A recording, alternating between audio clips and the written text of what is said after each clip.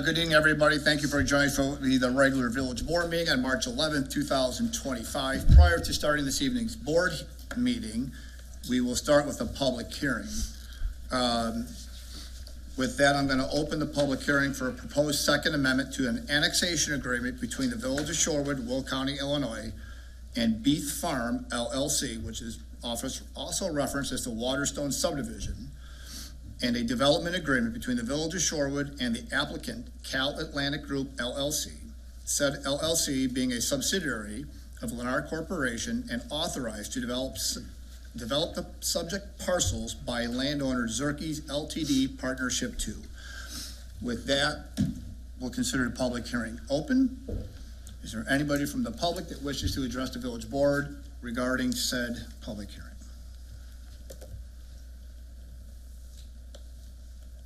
Seeing none, I'll take a motion to close the public hearing. So moved. Second. Motion by trustee Amos, seconded by trustee Luciano. All in favor? Aye. Aye. Anybody opposed? Seeing none, we will, subject public hearing is now closed. With that, we will call to order the regular scheduled village board meeting for March 11th, 2025. Please join me for the Pledge of Allegiance. There's nobody. Pledge allegiance to the flag of the United States of America and to the republic for which it stands, one nation, under God, indivisible, with liberty and justice for all.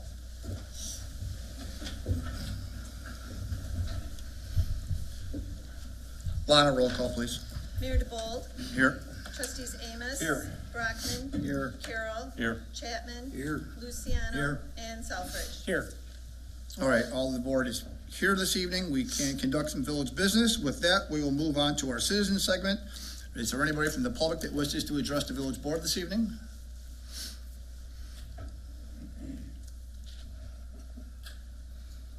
Good afternoon, members of the board. First, I'd like to start by apologizing. Real quick, sir, can you just Felipe state your name for the, thank you. Felipe Francini, 62 Harrod Lane, Shorewood, Illinois, Edgewater of Shorewood Homeowners Association. I'd like to start by apologizing for my last meeting comments for those who I did not name specific. A lot of you don't know me. Most of you don't know me. I've been around this village since 1975. My first day I cut grass down the street from the village hall on Raven Road, my first boss. I worked around the village until 1978. I became employed by the Village of Shorewood Public Works. My first day was July 5th, 1978, sweeping cinders by hand on Earl and 52. It was an honor to work for this village. I experienced a lot of sad times during my employment. Shorewood and Plainfield had a reputation of being some of the racist towns around here. I had the honor of working for this village. In 1984, I got married. This is my wedding album. I had the honor of having in my little wedding the mayor of Shorewood, Mr. David Berry. I had the honor of having in my wedding the building department supervisor, Public Works Director, Bernie Albright, for whom I worked for 13 years. Unfortunately, he died on the day of my last day of employment. After having worked for him 13 years, I had given my two-week notice. 1 week into my 2-week notice, there was a heated argument, and he dropped dead all on his own. During this last few years that I have lived in Shorewood, I came to Shorewood because my wife chose a home. She loved her home. She picked it. I had no idea that it was a homeowners association. I never knew what a homeowners association lived. However, during the last few years, I've experienced the greatest deal of racism in my life in the area. I was familiar that the Ku Klux Klan met in 1960s in Plainfield, and a lot of the Shorewood came to it, and they all went home. It was a Midwest meeting. Recently, I had a stroke. I applied for a permit for a sidewalk as an accommodation. First, the homeowner association denied me. I'm on their board of directors. They have sued me to remove me from the board because certain associations were created for the wrong reasons. And if you Google, homeowners associations were created with racist intentions. And you can read covenants from back in those years and up till the recent. Last year, Illinois passed new laws to remove racist covenants from their covenants, and it cost $10 to remove them, where before it took years. I've experienced the racist experiences in my life, not just by the HOA board, but those affiliated from them. But now they have recruited certain employees of the village. I've tried to reach out to them, resolve my issues. These issues are before the Attorney General. I'm very happy to tell you that I believe we have one of the nicest governors that the state has ever had. It was an honor working for Mr. Berry and with Mr. Berry. I worked my first Saturday alongside with him at West Shore Park when he welded a slide. I saw him weld, and I thought that was magic. And I decided I wanted to learn to be a welder. I ran my first welding bead, welding with Cook Berry's husband, and I forgot his name. I asked the village to pay for my first classes of welding, which they did. I sat in the police department, working, doing maintenance, while I saw Mr. Silverman reading to do his law classes because he wanted to be a lawyer. I worked in the police department, and everyone in this village became my family. And this wedding album shows you that. I'm here to live the rest of my days. I will die in Shorewood. And I will ask you to teach your employees to treat every resident in this village for what they wanting to live in this village for and for what they contribute, not by the color of their skin. I'm very sad to be here to tell you that.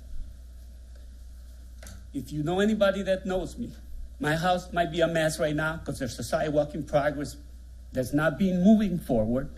The issues are before the Attorney General. I'm amending my complaint to sadly include the village. Your employees that deny me my permit. They tell me I have to move a light pole because the light pole close to my sidewalk is going to be a hazard. My wheelchair is going to knock down your light pole.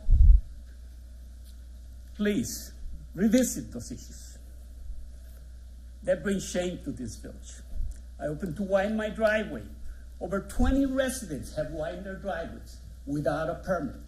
Sir, you're at 5 minutes. I need you to wrap up, please, so we can move on. Several board members have done it. A lot of residents have widened their driveways without a permit. They have cut their curbs to make their access nice. I needed to cut my curb to climb my wheelchair up to my home. I will bring my wheelchair next time so you can see the damaged wheels that were damaged on your sidewalks. Thank you. Thank you, sir. Is there anybody else from the public that wishes to address the village board this evening? Seeing none, we'll move into this evening's consent agenda. Item number 1 will be approval of the regular meeting minutes from February 25th, 2025.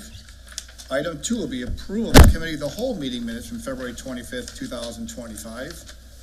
Approval of accounts payable in the amount of $518,994.71.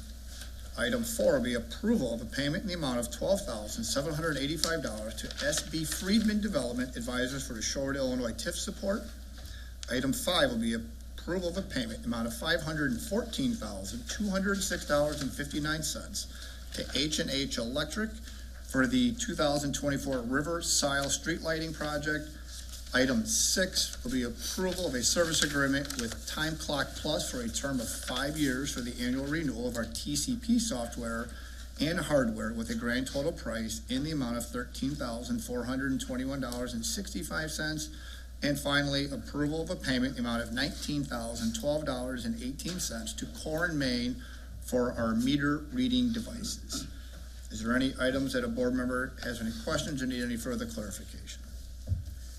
Make a motion to approve the consent agenda. Second. Motion trustee Luciano, seconded by trustee Chapman. Roll call, please. Brockman, Yes. Carroll, Yes. Chapman, Yes. Luciano. Yes. Selfridge. Yes. And Amos. Yes. All right, consent agenda's been approved. Moving into reports and communications. Lana, do you have anything prior to this evening's meeting? No, sir. Thank you. I have nothing at this time. With that, we will move into this evening's order of business. Item number 1 will be a consideration for approval of the appointment to the Citizens Advisory Committee as voting members for 2-year terms. A Mr. Doug, I'm going to apologize, Tony, if I say the gentleman's names wrong. Starnich? Because I can't pronounce it.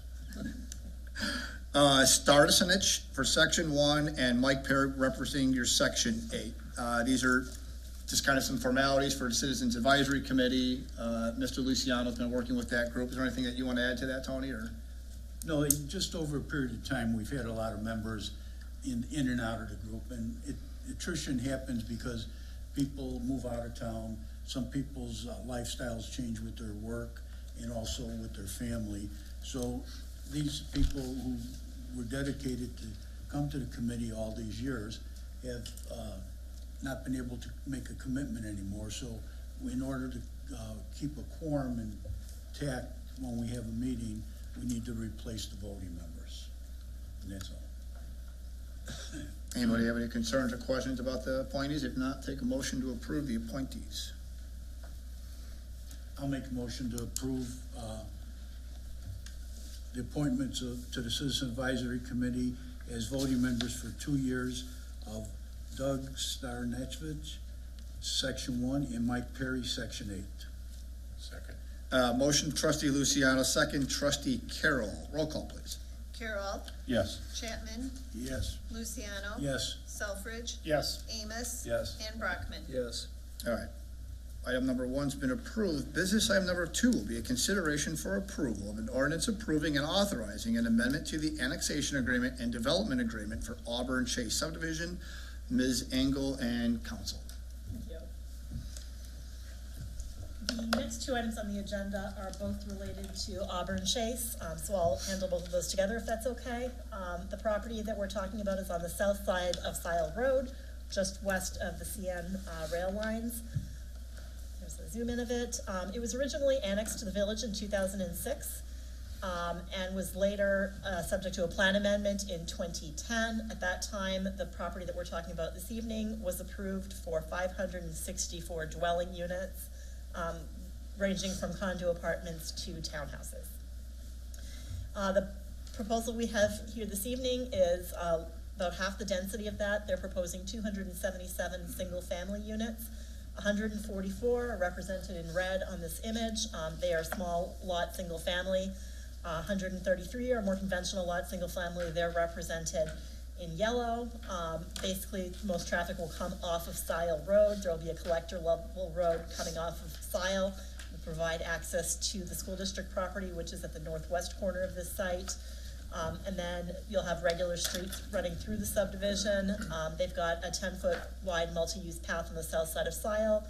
8-foot wide multi-use path along the collector road and around the southern pond that you see, and then sidewalks around the other street. They're planning 2 parks, which you see highlighted in pink, as well as a dog park up at the top. This is the preliminary PUD. You'll notice on the north side of the project, the lots are a little bit smaller than on the south side, so I'll take those 2 separately. The smaller lots are 50 by 120. I kind of call these detached townhouses. They're meant to be a smaller house for a smaller family. Basically, the lots are 50 feet wide by 120 feet deep, so your smallest of those lots are 6,000 square feet. They've requested 25-foot front and rear yard setbacks, 25-foot corner yard setbacks, which would be equal to the front yard, and then 6-foot side yard setbacks. They have 5 different models of home, each of which have 3 elevations each, so a total of 15 different elevations, and they range in size from 1,137 square foot ranch to a 2,011 square foot 2-story. So these are the first 2 models, the next 2, and then the final model. The next set of lots are a little bit wider. They're 66 feet wide by 125 feet deep. That gives you a standard of 8,250 square feet as the minimum, same setbacks as in the smaller homes. These ones, Lennar currently has 5 models that have been approved through corporate for use at Auburn Chase. Each of these models has 2 or 3 elevations, so there's a total of 13 different elevations. They range in size from 1,866 square feet to 2,607 square feet. All of the models will come with a full basement. They all come standard with a 2-car garage, but with the option to add a 3-car garage. So these are what these models look like. You've seen all of these before. What hasn't been presented to you yet is these additional models that they're proposing that are currently under consideration from Lennar. These are models that they use in southern states. They have not used them in Illinois yet, but they think they might be a good fit for Auburn Chase. These ones range in size from 1,453 square feet for a ranch to 2,236 square feet for a 2-story. Because Lennar has never built these in Illinois, and because they have never built these with basements, what we'd require in Auburn Chase, they're currently having their architects look at them. And if they can figure out how to make sure they meet all of the Illinois energy codes and everything, and if they can figure out how to get a staircase and a basement in, then they will build these as well at Auburn Chase. So here are these models. Like the other ones, they've all got some brick on it. The majority of them have 2 different textures of siding. Roofs range in scale from 412 to 612. And they're very similar to the other ones, but it would really add a different dimension and give much more variety to the houses in there. In terms of design standards, they're proposing here what they proposed in Town Center 2, and that would be that the elevations are approved as part of the annexation agreement and the PUD, and that any changes to those elevations or models would have to come back to the board for approval. Staff can, however, approve different architectural enhancements. Say they want to add an extra gable or a porch out front or some extra detailing, that would be able to be approved, but everything else would come to the board. All of the houses have some brick. I would say about 90% of them have contrasting siding, so a different color and texture. So, you know, maybe regular straight siding and board and batten siding or shake siding elsewhere. And the developer has proposed something different. We talk about key lots and through lots a lot, and we talk about adding things like shutters onto side and rear elevations. In this case, they're proposing just to use upgraded window trim throughout, which is getting more popular, so they would be using a 3-inch window surround, and instead of doing this just on the fancy lots, they would do it on all of the lots, so everybody would have this upgraded window trim. In terms of anti-monotony, it's very similar to what you saw at the town center. For color, no house across the street or next door would be allowed to have the same color siding. Diagonally across wouldn't be allowed to have it unless it was white with a different color texture. The same standard would apply for the model and elevation, so nothing across, next to, or diagonally across from. And the color standards would apply to the other street for corner houses as well. We do have one cul-de-sac here, so the standard we've proposed for the cul-de-sac is that you can't have the same elevation as an adjacent house, and that no more than 25% of the houses can have the same elevation on the bulb of the cul-de-sac. In terms of landscaping and parks, I've highlighted the landscaping that will be under HOA ownership in green. They're basically proposing to have an entry feature that you see pulled out, highlighted there. There's also some perimeter landscaping that you'll see along the south side of Sile Road, along the CN lines, and along the school district property. The green swath that you see through the center of the subdivision is the pipeline easement, so that will remain planted with grass, but there won't be any trees there. And then on each of the individual lots, you'll see parkway trees. There will be 1 on each interior lot. There will be 3 parkway trees on each corner lot, and then they'll be required to put some foundation landscaping in with each house. The 2 areas in orange, if you can keep those in mind, those will be public parks. In terms of the park, up at the top right, that'll be a private dog park. They will have that fenced off and with key fobs to enter, so that will be private. It will be for the use only of Auburn Chase residents and maintained by the Auburn Chase residents.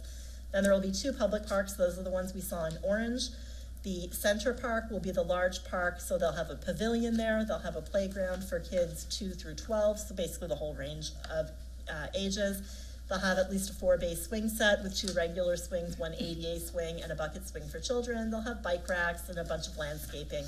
And that park will provide access onto a pond, a path around a pond that they'll have, which they've agreed to put fitness stations as well, so that way people can work out and do their fitness as well. And then at the south end of the subdivision, you see a smaller park that will have a nice little tot lot in there as well. The large playground and the tot lot will be dedicated to the village.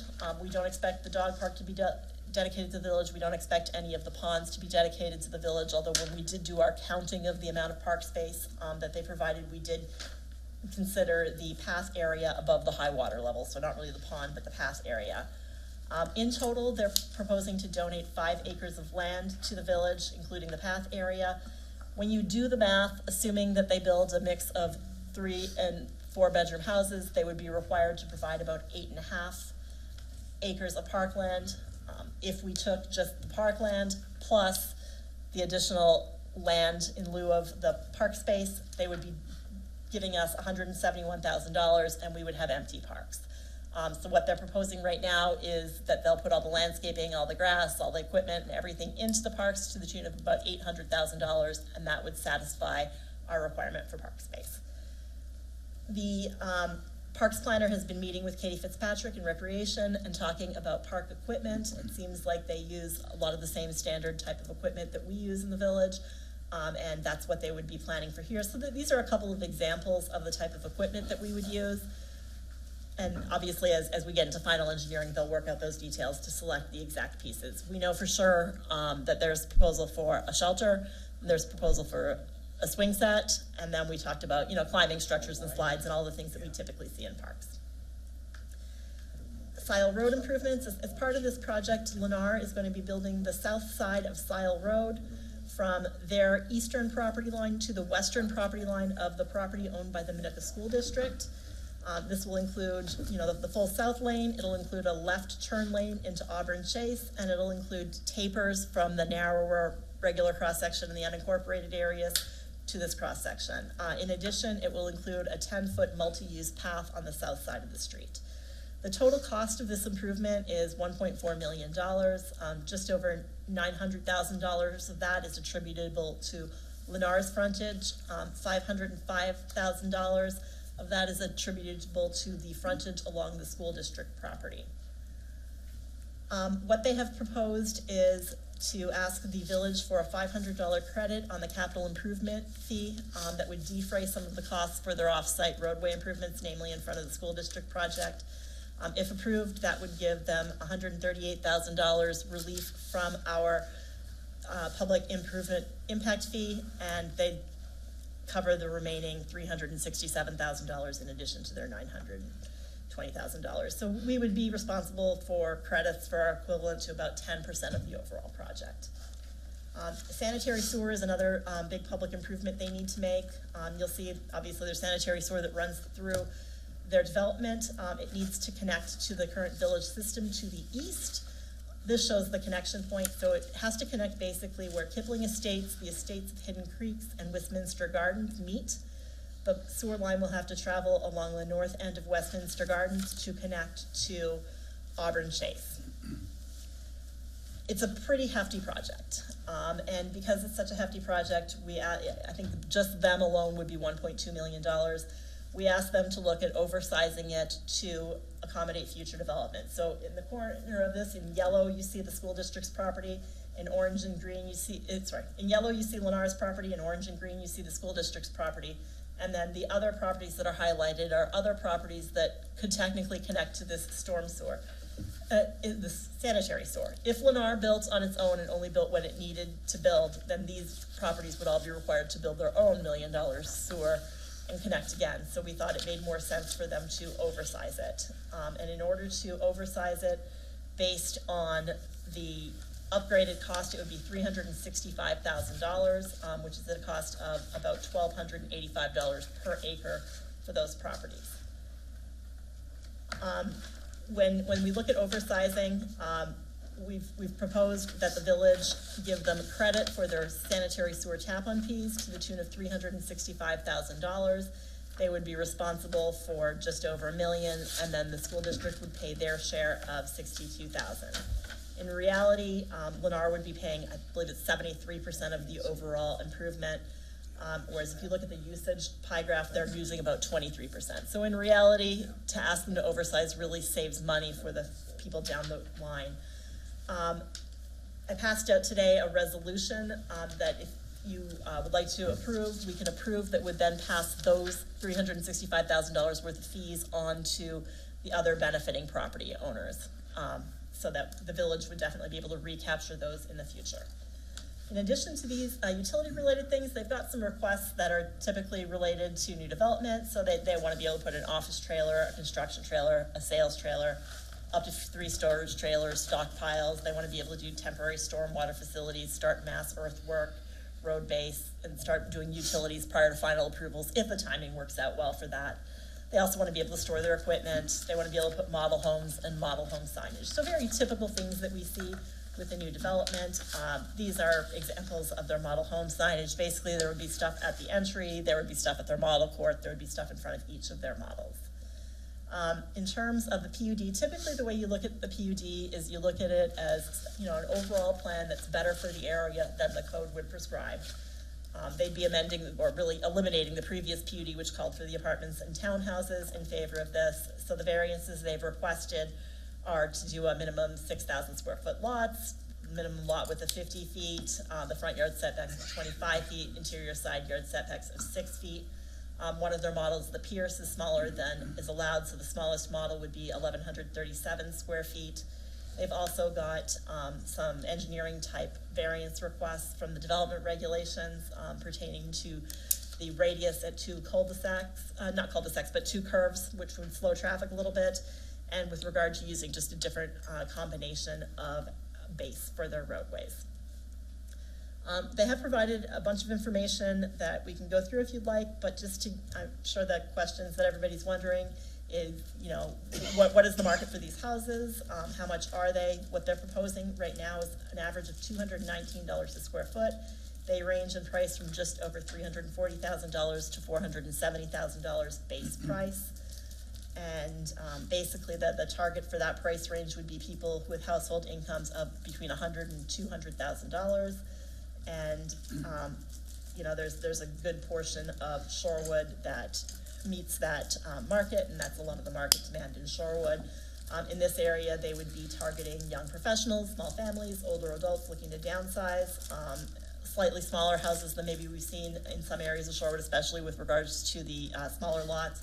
But they feel that that is appropriate for this area, and that's something in demand.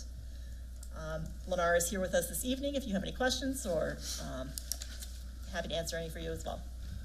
So real quick, you said Lennar was looking at a different model or 2 that was being proposed. Obviously, that's got to go through an engineering review to make certain it's meeting Illinois building codes and energy codes. Right. So before that gets approved, their engineers got to get it stamped off.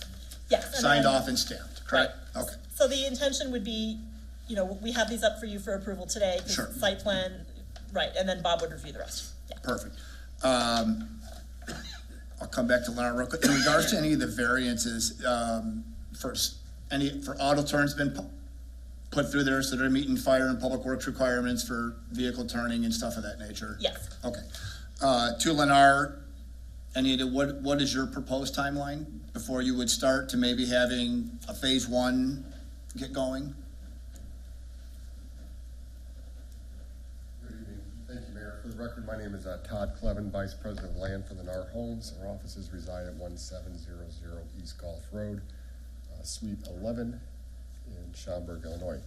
To answer your question, our anticipation is to start yet this summer. It's all contingent upon us satisfying and receiving the proper permits to cross all the utilities that reside on the east side of the property, which is our major connection point for the sanitary sewer.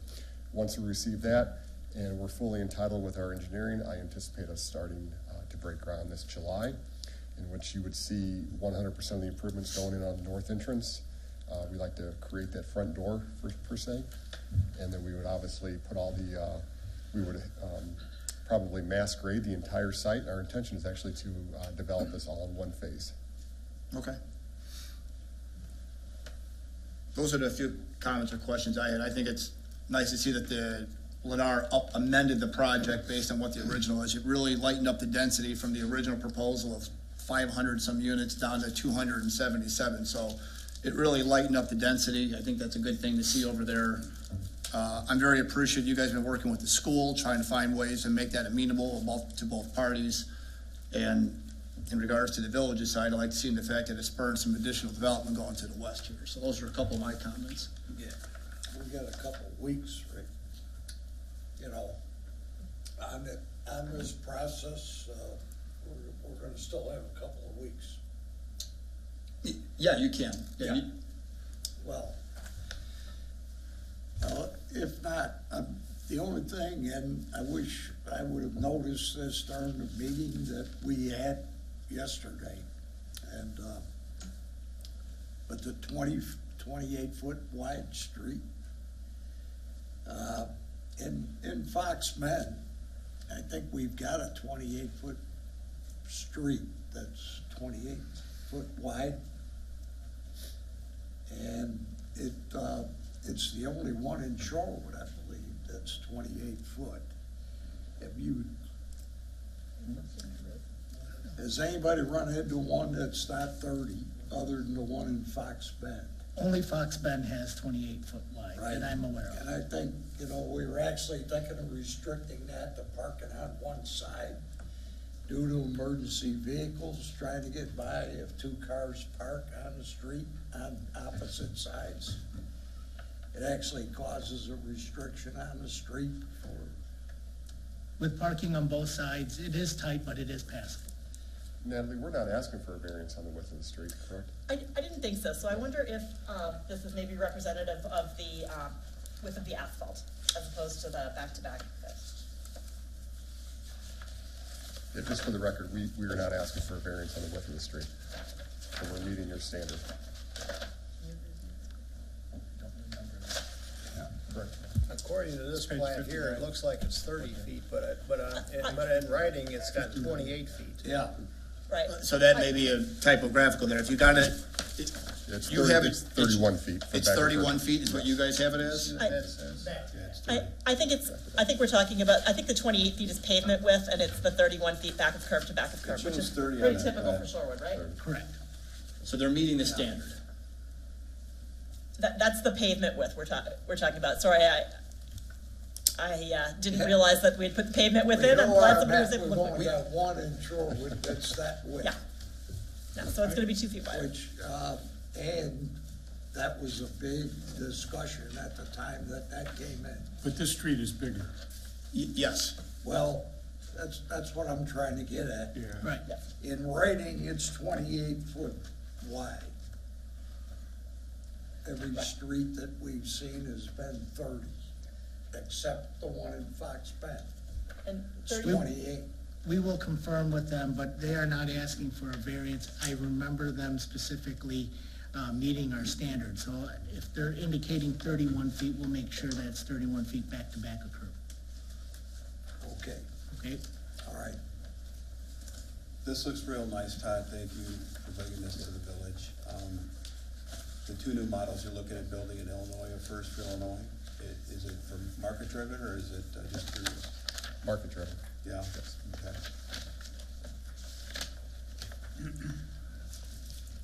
Natalie, do we typically control areas around a pond, but not control the pond?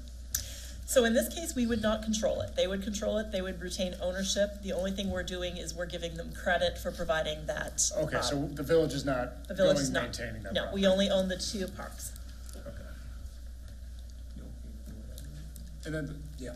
how come the school district isn't responsible for their frontage and it's the village? Because in 2010, when they rewrote the agreement and purchased the property, that's what they worked out. Got it.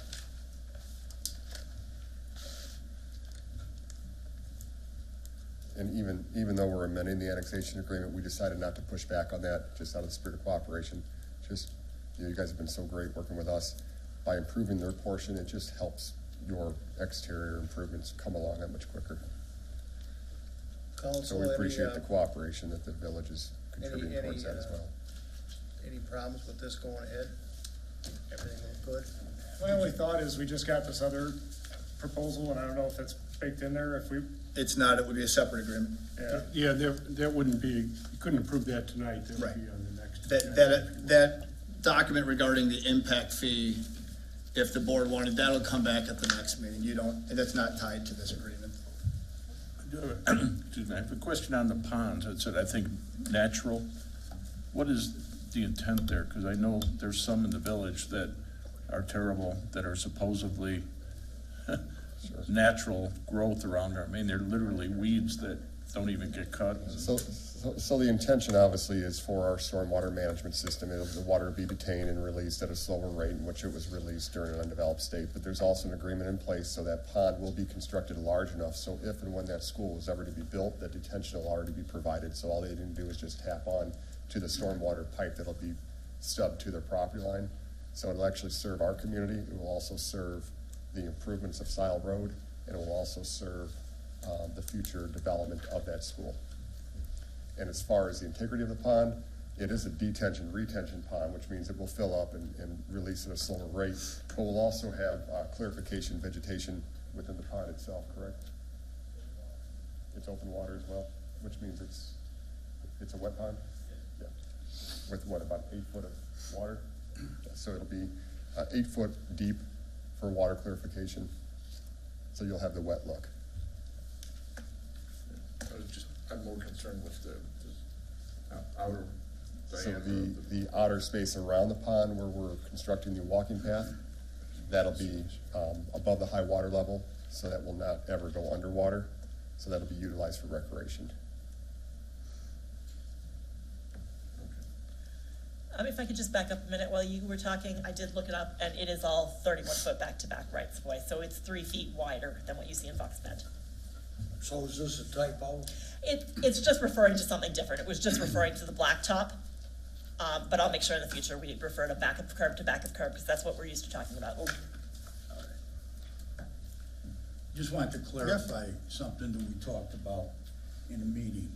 I'm looking on page 9 under other site improvements and referring to the capital improvement fee. I was under the understanding from when we had our meeting that there was a penalty if the project didn't start in 2 years, that the impact fee, the credit you were giving them with $500 would go away.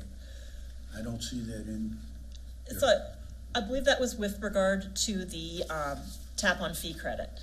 But Dave, do you recall, or is that was probably with regard to the to the roadway as well, right? Well, it has to do with if the sewer is not completed for Auburn Estates within 2 years of recording a plat, then we would sit down and meet with them to discuss whether oversizing is still applicable and whether the credit would still apply. So we were just trying to build in a cushion in case, I know Todd hopes that he's gonna do all this in one phase and that's their goal, but sometimes the economics of the thing slow it down, so we would stop that and reevaluate it at that point. We do have a 2-year cap on the Sile Road project as well, don't we? It has to be built within 2 years of approval of the final plat? Sile Road's got a time in there when it gets approved, Right. or when it has to be completed by.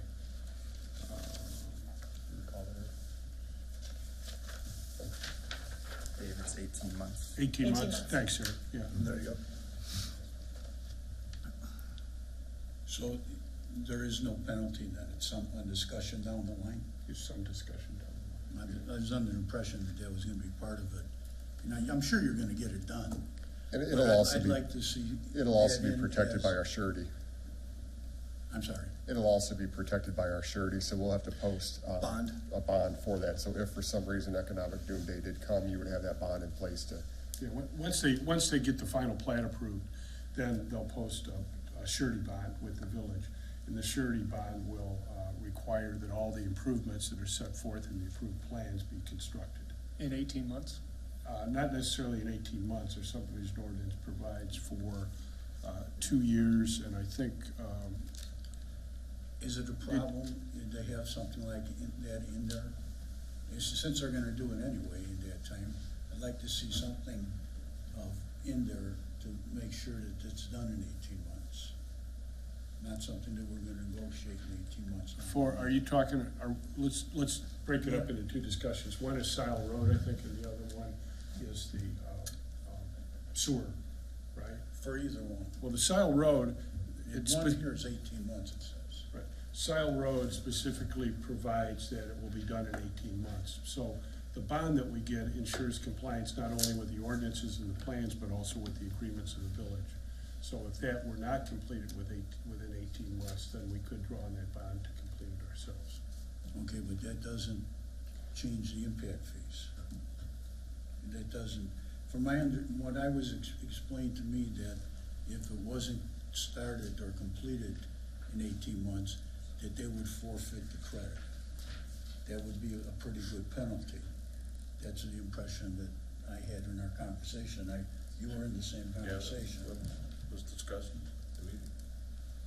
And my question was, I'd like to see something, some type of penalty if these projects weren't done on time.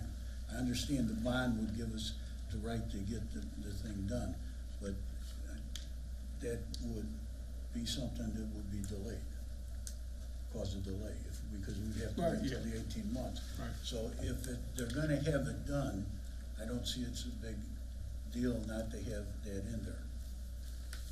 I'm sure they'll have it done, but I'd like to have that protection in there.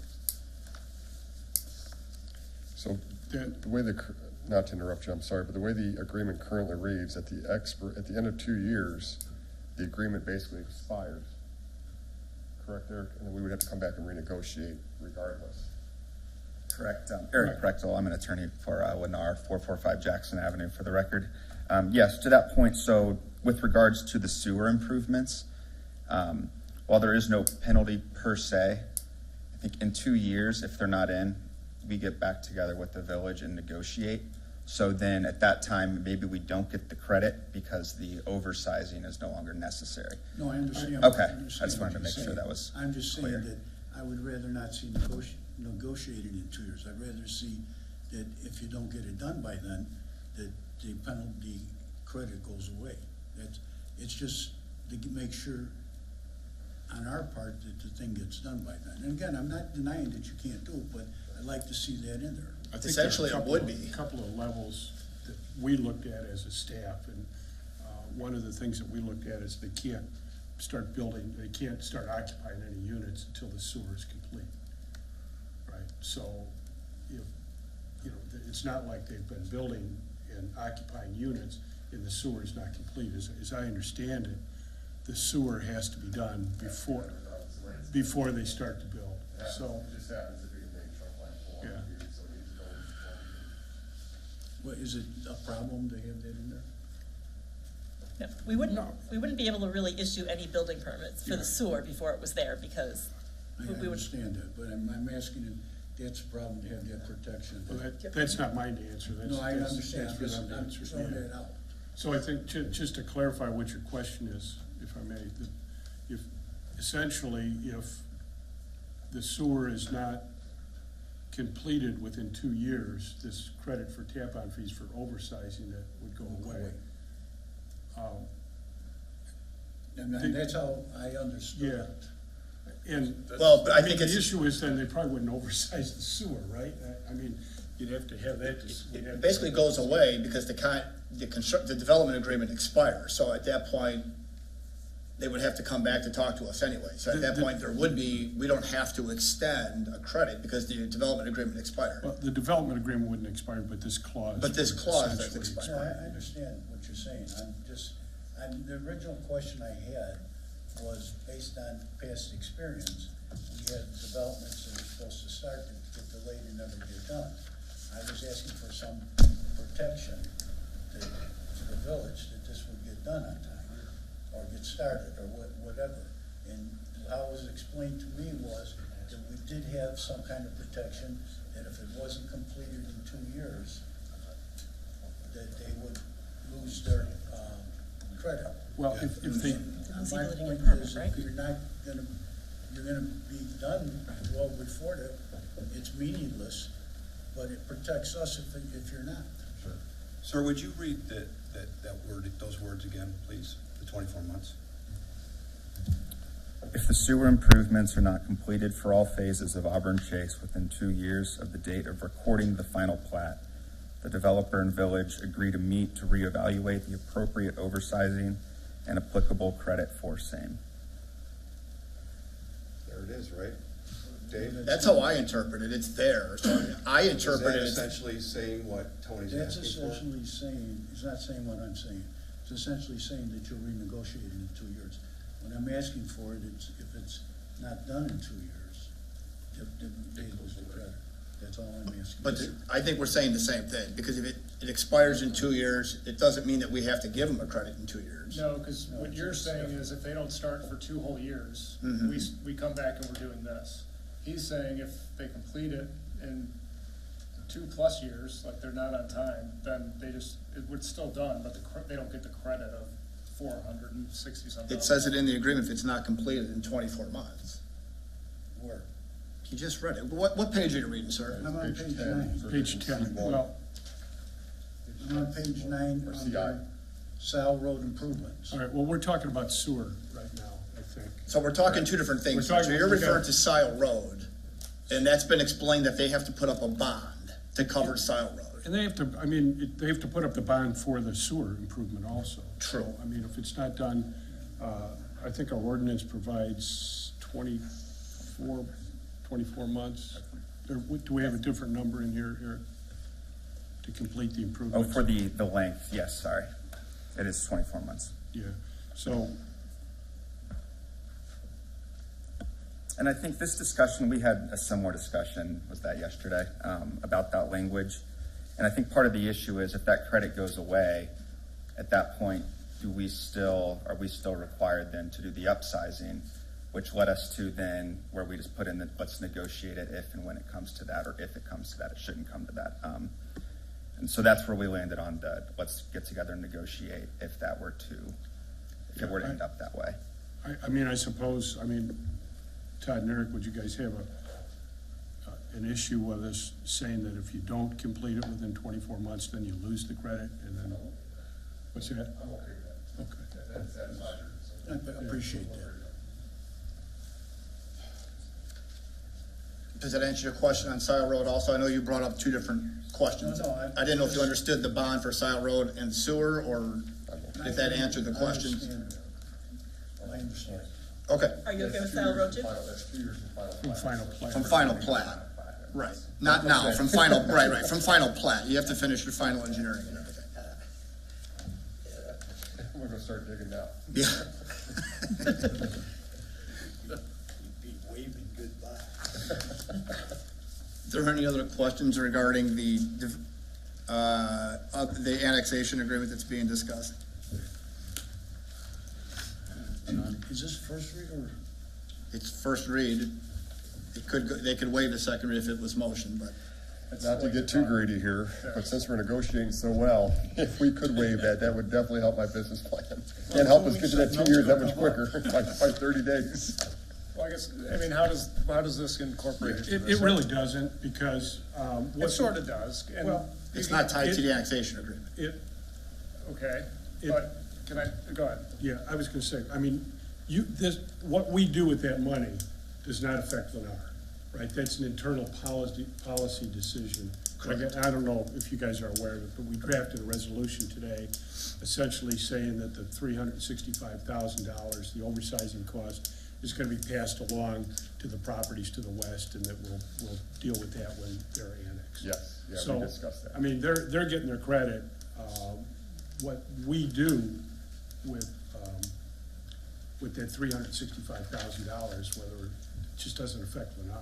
Correct. They're getting their credit one way or another, and this is an internal policy decision for you guys to make as to what you want to do with that money when we receive it. And maybe, my thought is, like, giving a credit of $360,000 might make your decision if you're gonna get paid that money back or not, right? Well, That was just my thought, that may be so somewhat. the properties are not annexed, right?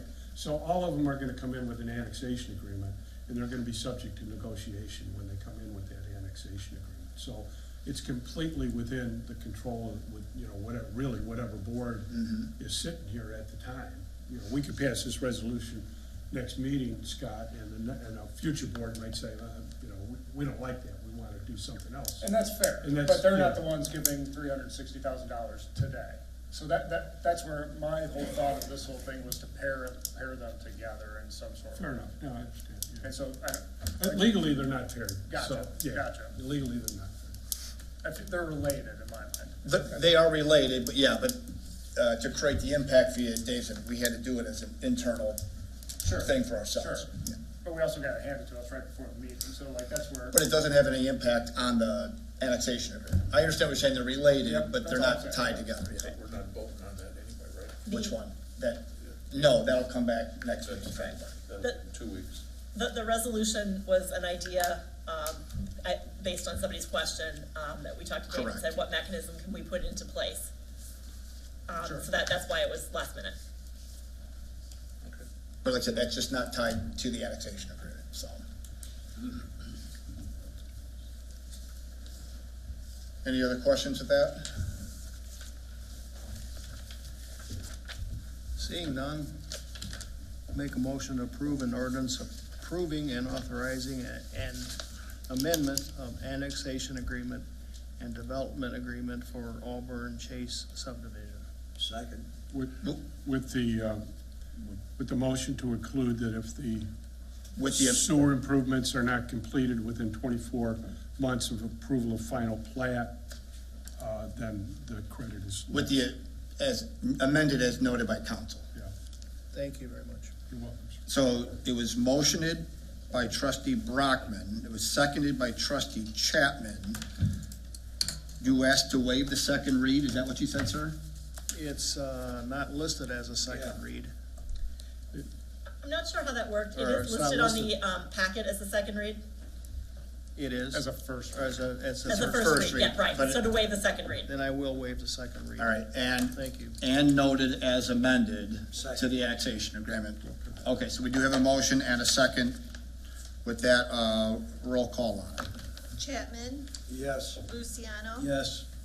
Selfridge, I just want to say, I'm very favorable with this project. I do want the board to consider this recapture agreement, and I know it's related, and this whole thing kind of sprung onto us just this weekend, so I think it's important for the village to secure. We've talked a lot about budgets and finance and worrying about money, and here we are giving away $350,000+ on a 2-day notice, so it's a yes. I just wanted to get that out there. Thank you. Amos, Yes. Brockman, Yes. Carroll, Yes. and Mayor DeBold. Yes. Item 2 is approved. Item number 3 would be a consideration for approval of an ordinance granting the major amendment to a conditional use for the planned unit development and approving a preliminary PUD plat for Auburn Chase subdivision. Mr. Brockman and Ms. Engel. Obviously, this was already kind of summarized. Anything else that you want to add to that? No, it's all wrapped in together. Trustee Luciano, that'll be brought forth at the next meeting. No, Yeah. the mic was on. No worries. Thank you, Mayor. I will add, we had 4 residents ask several questions at the public hearing, including traffic, Sile Road improvements, bike paths, was going to be extended from the east side over to the west side, and location of the sewer line tap on. Otherwise, it came here with a 5-0 vote from planning and zoning. Any other comments or questions on that? If not, make a motion to approve an ordinance granting a major amendment to a conditional use for plan unit development and approving a preliminary PUD plat for Auburn Chase subdivision. Motion, trustee Brockman. Second. Second, trustee Chapman. Roll call, please. Luciano. Yes. Selfridge. Yes. Amos, Yes. Brockman, Yes. Carroll, Yes. and Chapman. Yes. Thank you very much. Thank you, sir. Thank you, guys. Appreciate it. Look forward to being back. Thank you. Item number 4 will be consideration for approval of an ordinance amending Title 10 of the Shorewood Village Code regarding employment agencies at conditional uses. Ms. Engel, so this is obviously a topic that's been brought back and forth. Mr. Luciano brought forth at the last committee of the whole, one of the questions was to bring it back as conditional use to try to help limit as opposed to making a blanket adjustment. Anything else that you want to add to that? That's it, it's just adding it as a conditional use and putting in the definition. Any other questions, comments, thoughts, concerns? Yeah, my only, I guess, I think I asked the question and I think I got the response, because it says it says appointment only. Who's enforcing that and how are we enforcing that? So a lot of our code enforcement is complaint driven. So if we noted or if somebody let us know that something was happening without appointments only, then we would address it. Obviously, we all would know the condition was there, so when we visited the center, we would be on the lookout for it. But for the most part, it would be, by complaint only, or if somebody noted it, or if somebody noticed a problem. Obviously, if there was a line of people outside, or people obviously waiting to get in, we'd know they didn't have appointments, so we would look at that. We could check, and, make sure, but for the most part, we're looking to see non-compliance and then address it. I just didn't understand. I think it's gonna be very hard to actually police what the limit is to try to make this acceptable for the zoning. And I think we had one meeting, they were gonna work with you, Aaron, on finding a location in a B1 or B2 zone. We only were able to give them other potential sites to look at. We did that, what they did with it, we can't force them to do whatever. They're committed to this site. Okay. Based on what we talked about, we came up with a conditional use, but that's still allowing it in 10 B1 districts. As far as, and we discussed this, didn't discuss it much, but by appointment only doesn't really put a definition on it. Anyone could say they have an appointment. And, looking at, I just noticed that we, in B2 districts, have employment agencies that we weren't there before. The Jewel has one now, it's Express Employment Agency, and there's one by Corrigan's, Epic. Mm-hmm. And then I think there's one on there's another one somewhere near Mariano's over there. And they're in B2 or B3 districts. This is a B1 district, and I think by the definition doesn't really change the fact that we're opening it up for all B1 districts, and there are 10 districts that are B1. So I would want you to consider that, because that place there could be a business that would fit better in B1, and to change a district or 10 districts because of one person to put an employment agency in, when we have other districts available that they could go in, I can't come to the conclusion that that's a good idea. Tony, did you mean it would be a better fit in B2? You said B1. Well, it's not a better fit, that's what it's zoned for. Okay, I just wanted to make sure I heard what you said correctly. Thank you. So that's my take on it. Any other questions, concerns, any comments?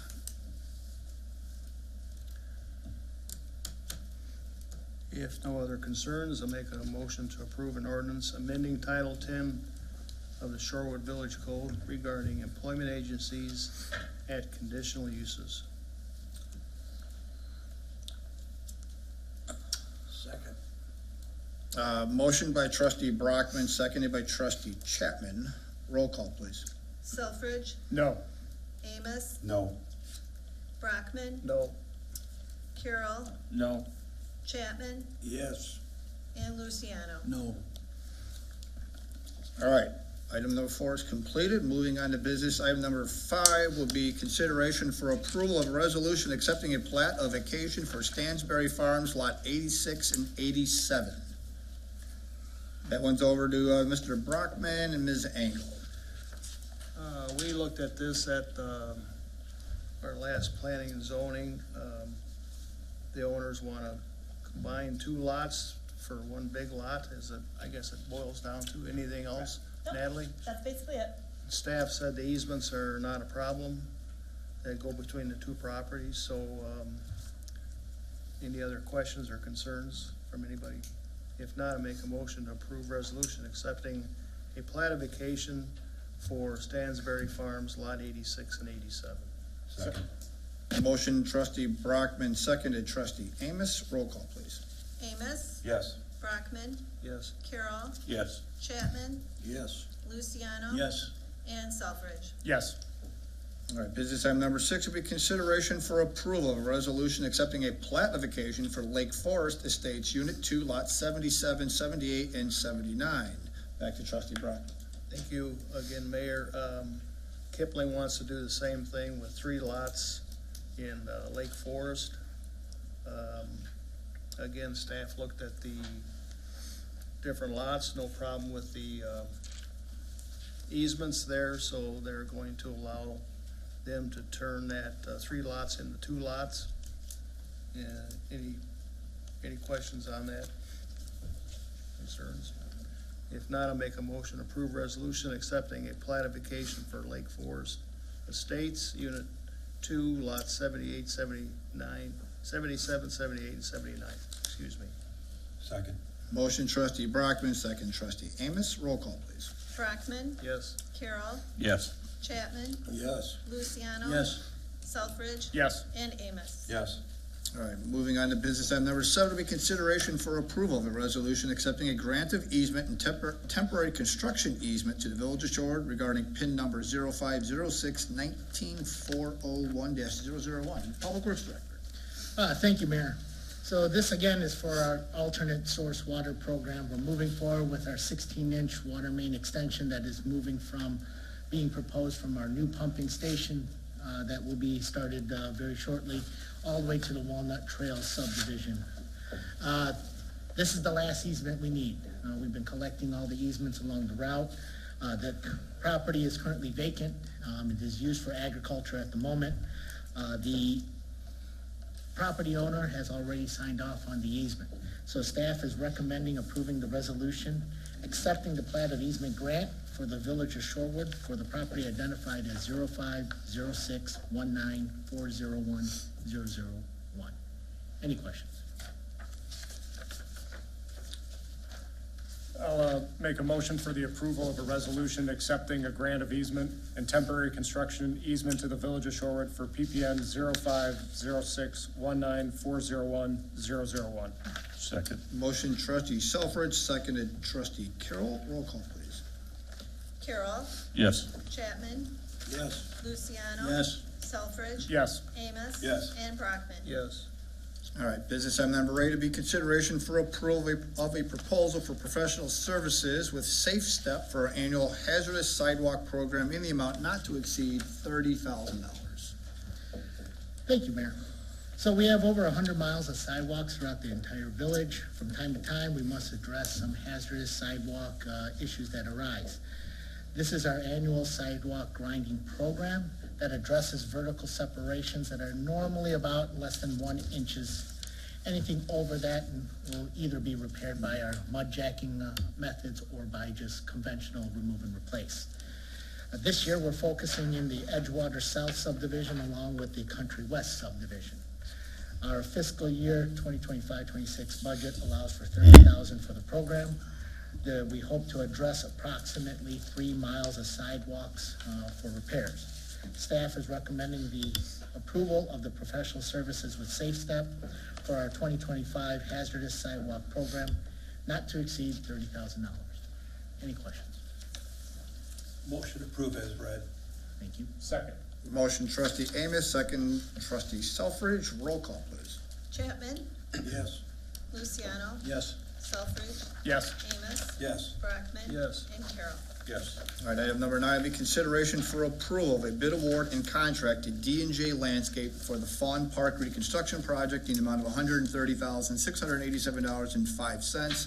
Authorize execution of the contract consistent with the bid documents. Over to Public Works one more time. Thank you again, Mayor. So Fawn Park is our next park in our annual park replacement program. Bids were received on February 18th. 4 bids received with D&J Landscape as the lowest responsible bidder with an amount of $130,687.05. Our budget reflects $300,000 for the construction. This amount also includes the purchase of the playground and the shelter equipment, which was approved and ordered already. We're just waiting for it to be delivered approximately May, June timeframe. Construction is anticipated to begin shortly after the park equipment and playground equipment and the shelter is received. We anticipate construction to be completed by December of 2025. TRIA has also provided a review of the bid package, qualifications, and the references provided, and also provided their recommendation for award. If there's any technical questions of it, Mr. McGrath is available here. Staff is recommending the village board accept the bid proposal and award of the contract to D&J Landscape for our Fawn Park reconstruction project in the amount of $130,687.05 and authorize execution of the contract consistent with the bid documents. Any questions? I thought that this contract, there was some type of problem that you were gonna look into, and you were gonna look at the next bidder. Has that been resolved? The architect firm reviewed some of it. There was a Department of Labor violation at one point. It had been rectified. There were some other documentation from other municipalities that did express some concern about timeliness. So, but other than the one, there is no, from what we've gathered, Mr. McGrath from TRIA worked on the bid, but at this time, there was nothing else that we could find that was an outstanding violation or anything at this time.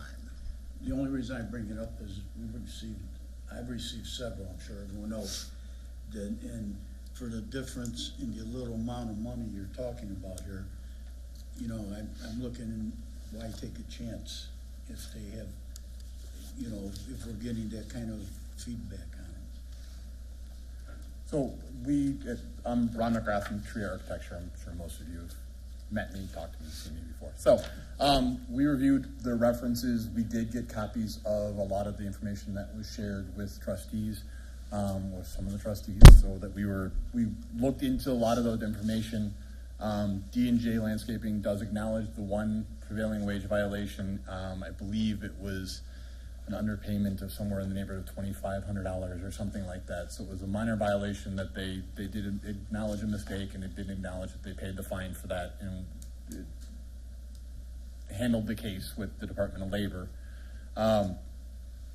We were not able to confirm or deny any other cases. We did put a FOIA in with the Department of Labor to see if there was anything else out there, but nothing else has been, we're not able to get any information yet from the Department of Labor on any other issues.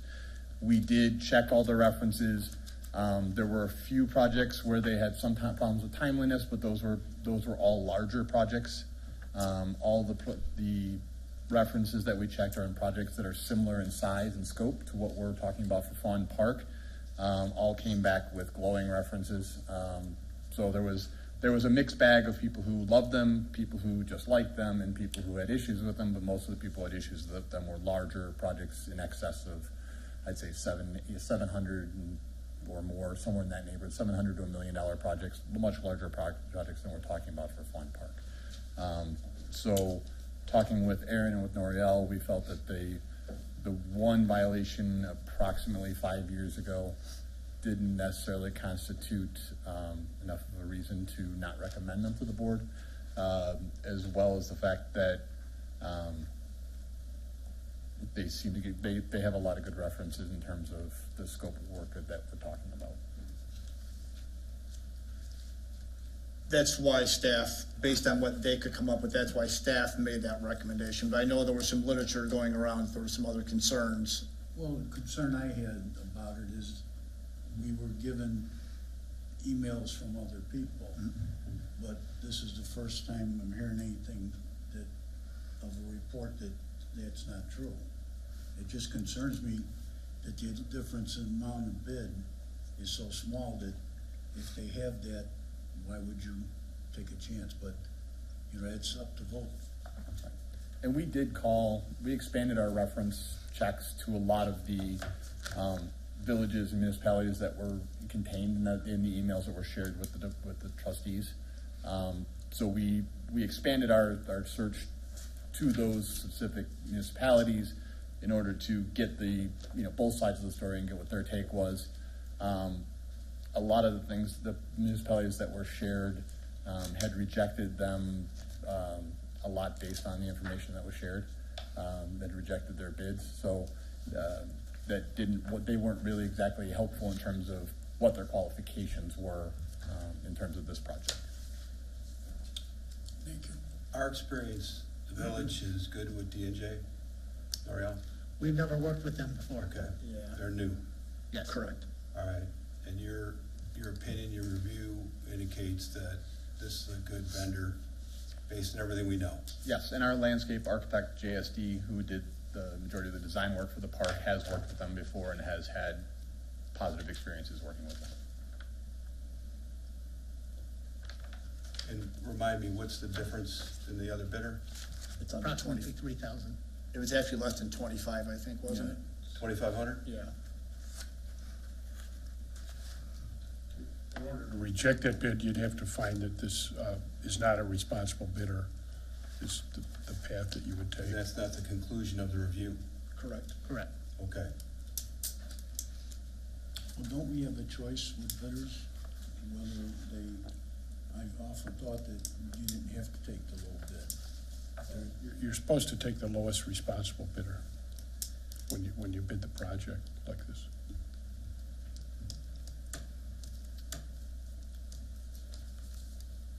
We don't have a responsible bidder ordinance. We have a prevailing wage ordinance. I'll make the motion to approve as read. Second. Motion by trustee Amos, seconded by trustee Brockman. Roll call, please. Luciano, No. Selfridge, No. Amos, Yes.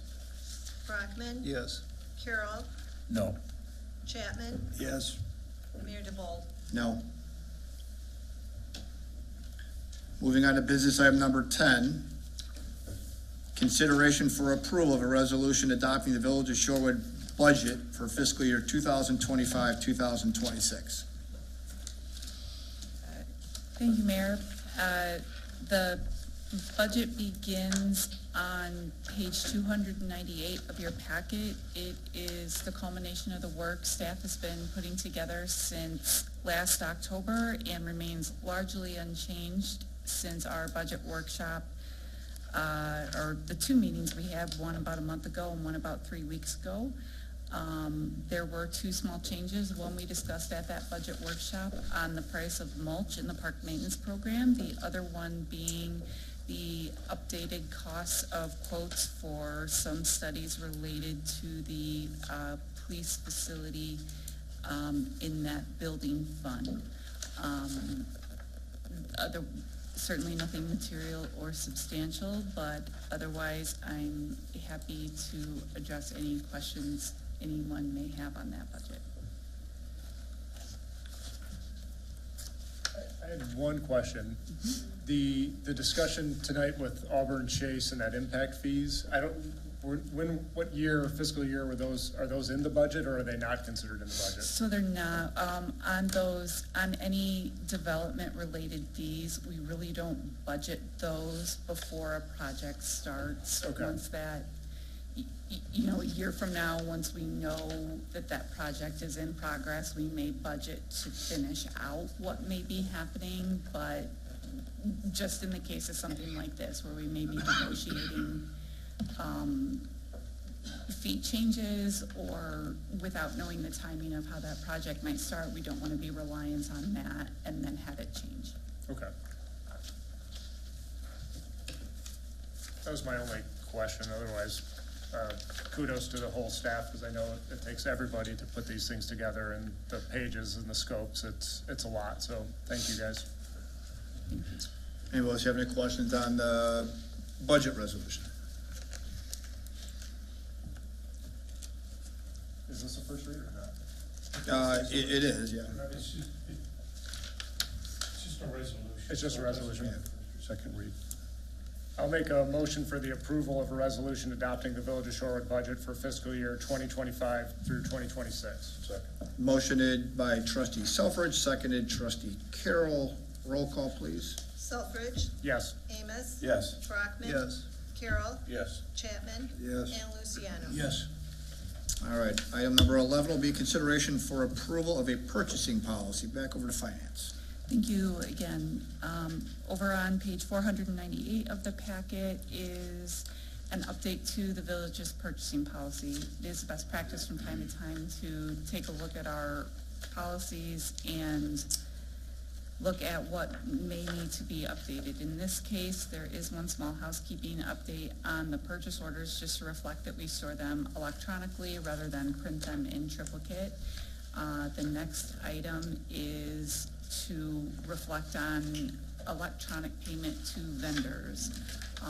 There's an increasing number of vendors that wish to be paid electronically, and after talking with our banking team, it is, believe it or not, a more secure way to issue payment than by paper check, with the issues that exist with check washing and check altering.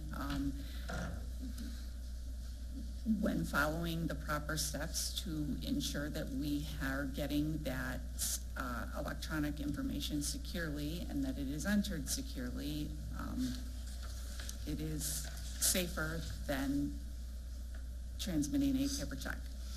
And then we have added protocols to follow in the event that we find out we have been victim of a check fraud.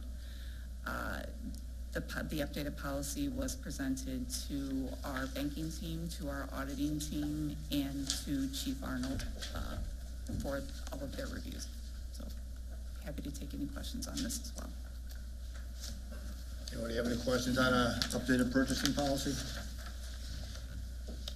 I'll make a motion for the approval of the purchasing policy. Motion trustee Selfridge, seconded by trustee Carroll. Roll call, please. Amos. Yes. Brockman. Yes. Carroll. Yes. Chapman. Yes. Luciano. Yes. And Selfridge. Yes. All right, business item number 12 will be consideration for approval of an ordinance regulating electronic cigarettes and tobacco products within the village of Shorewood. This item is up for its second read. Over to Chief Arnold. Thank you. Good evening. This is the second read. If you recall, we had the first read at the last meeting. We found one item that had to be changed. It was the age of the seller that we had in the ordinance. We upped that to 21 as it should be by state law. That was the only change we had to make, and that's why we asked for the continuance till tonight for the second read. Any questions? The effective date? Chief, what was that effective date? It was the 15th. I feel like it rings a bell for some reason. I don't have it written in front of me there. I don't believe we set an effective date because we asked for a second read, but we could do it as soon as possible. So it would go into effect without a specific date in there, it would go into effect 10 days after. it's published, which we publish each month. It's about 22. Make the motion to approve an ordinance regulating electronic cigarettes and tobacco products with the village of Shorewood. We don't need to waive anything. You don't need to do a second read? All right. Second. Waive the third read. Motion trustee Amos, seconded trustee Chapman. Roll call, please. Brockman. Yes. Carroll. Yes. Chapman. Yes. Luciano. Yes. Selfridge. Yes. And Amos. Yes. All right, with that, we'll move into department reports. Building. No report. Thank you. Community development. No report, thank you. Thank you. Finance. No report, thank you. Over to parks. Good evening. Just a few quick reminders. Our open registration for the community gardens does begin tomorrow. If you're interested, please stop by Suite 201 at Village Hall. Saturday is our first ever Shorewood Shuffle 5K taking place at Seni's Four Seasons Park. Even if you're not registered, come on by and cheer for the over 260 runners that we have signed up. And stop by Traveling Tom's Coffee and Aunt Annie's food truck for some snacks as well. Our Breakfast with the Bunny is sold out, but our April flashlight Easter egg hunt and daytime Easter egg hunts are both free and there's no registration required. And then our community-wide garage sale registration is still going on, as well as spring program registration, and we do have a couple spots left for summer camp. Thank you. Thank you. Back to police, chief. No report. Thank you. Public Works. No report, Mayor. Thank you, sir. Administrator. No report. And with that, we'll move right down into trustee comments. Trustee Amos. No comments. Thank you, Mayor. Trustee Brockman. Thank you, Mayor. Our next meeting should be April 2nd. That's a right date? Okay. Too early for an agenda right now. And we are one member down, so anybody interested in serving planning and zoning, get a resume into the mayor and myself. That's my report. Thank you. Thank you, sir. And Trustee Carroll. No comment. Thank you. Trustee Chapman. No comment. Thank you. And Trustee Luciano. I just wanted to mention that the Kiwanis is having their annual fundraiser. It's a casino night gala at the Harris Bank. Well, it's you can contact Betty Hackett at 815-690-7474 in order to get any information on it. But I just thought I'd let them know it's an organization in town that does a lot of good work, and if anyone's interested in going, that's the, you can get the information from her. Next, we had a Citizen Advisory Committee last, 2 weeks ago Thursday, and we talked about an idea for recognizing individuals in town that achieve athletic achievements in school, some way to further than just recognizing their thing here at the village hall at the meeting, to come up with some other ideas. And the committee's gonna be talking about that at the next committee meeting, and then I'll bring it back to the village board to see if there's anything that we might be interested in doing with their recommendation. And lastly, the Citizens Advisory, next meeting will be March 27th at the Village Hall at 7 p.m. at the boardroom meeting rooms. And as always, if anyone's interested in becoming involved with the Citizens Advisory Committee, they can contact myself or other members through the village website. Information there. Thank you. Thank you. Trustee Selfridge. No comment, thank you, Mayor. Trustee Davis, do you have something? Yeah, just real quick, just a plug for the Planning and Zoning Commission. I started with village government that way. I can say it's kind of a good way to know what's going on in the community, see what's in front of the board, what may go, if it's approved by the commission, go in front of the board, and get to know some neighbors and folks in Shorewood. So anybody new to the village, anybody been here longer than new, it's a great way to get involved. It's a light lift, about an hour, one meeting a week, one meeting a month rather, and it's a good group of people to be working with. Thank you. All right, with that, I'll take a motion to go into executive session, discuss personnel to consider employment compensation, discipline, performance, or dismissal of specific employees, and land acquisition, sale, lease of real estate owned by the village. In addition, litigation regarding action against acting on behalf of a particular public body has been filed and is pending before court or administrative tribunal when the public body finds that the action is probable or imminent or pending litigation. So moved. Motion by Trustee Chapman. Second by Trustee Amos. Roll call to go into executive, please. Carroll. Yes. Chapman. Yep. Luciano. Yes. Selfridge. Yes. Amos. Yes. And Brockman. Yes. There will be no action taken after executive session. We will adjourn from executive session.